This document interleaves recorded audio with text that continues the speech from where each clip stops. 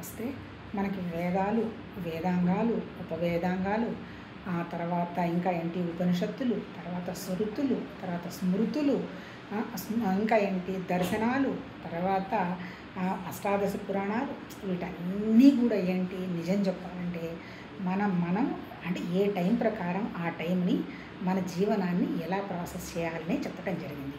కాకపోతే వేదాలను ఏమన్నారు మన వాళ్ళు? వేదాలంటే అపరుషేయాలు అన్నారు.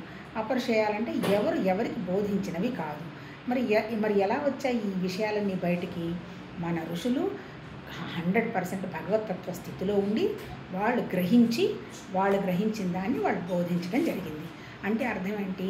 ఒకళ్ళు చెప్పితే ఒకళ్ళు రాసుకున్నవి వేదాలు కాదు. అంటే ఇప్పుడు మరి ఈ నిజం చెప్పాలంటే ఇప్పుడు ఈ వేదాలు ఏంటి? ఎన్నో కాన్సెప్ట్స్ చెప్పిన అల్టిమేట్ ఏంటి? 3 విషయాల మీద ఎక్కువ ఫోకస్ పెట్టడం జరిగింది. ఏంటి 3 విషయాలు? ప్రకృతికి సంబంధించిందంతా సత్వతమో రజోగుణాలతోటి మేనిఫెస్ట్ అయిందన్నారు. అంటే ఏంటి? ఇక్కడ వేదాల్లో 2 పదాలు వాడారు. Unmanifest, manifest. అవ్యక్తం, వ్యక్తం. అంటే అర్థం ఏంటి? మనకి వ్యక్తం కాకుండా ఉన్నటువంటిది అవ్యక్తంగా ఉన్నటువంటి ఒక వండర్ఫుల్ ఎనర్జీ నుంచి మనకి వ్యక్తమై మనకి కంటికి కనపడుతున్న ప్రతిదీ అంటే ఏంటి? వ్యక్తమైన ప్రతిదీ ఆ అవ్యక్తమైనటువంటి శక్తి నుంచే వచ్చింది అన్నారు.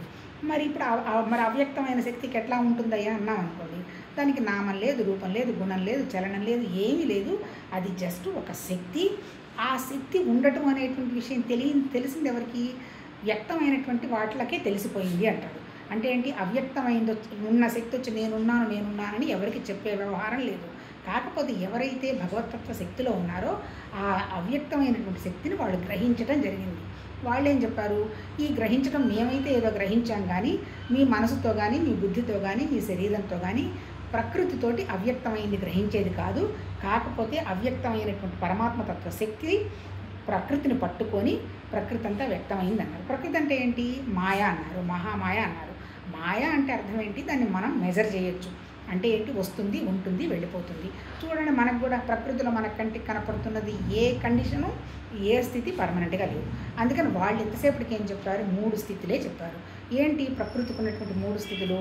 సత్వతమో రజోగుణాలు, స్థూల సూక్ష్మ కారణం, ఆ తర్వాత ఏంటి? సృష్టి స్థితి లయ, Brahma Vishnu మహేశ్వరులు, whatever it maybe అన్నీ చెప్పిందంతా కూడా ఈ 3నే చెప్పటం జరిగింది. ఏంటి 3? ఇప్పుడు మన సంగతి ఉదాహరణ తీసుకున్నాం. ఇప్పుడు పరమాత్మతత్వం ఎట్లా అయితే అవ్యక్తంగా ఉందో మన క్రియేషన్ కూడా అంతే. ఇప్పుడు నా లోపల అవ్యక్తంగా ఆలోచనలు ఉన్నాయి, వ్యక్తంగా ఏమున్నాయి? ఎదురుగా మనుషులు కనిపిస్తున్నారు, విషయాలు కనపడుతున్నాయి. ఈ మనుషుల విషయాలు నాకు అసలు ఎలా తెలుసు?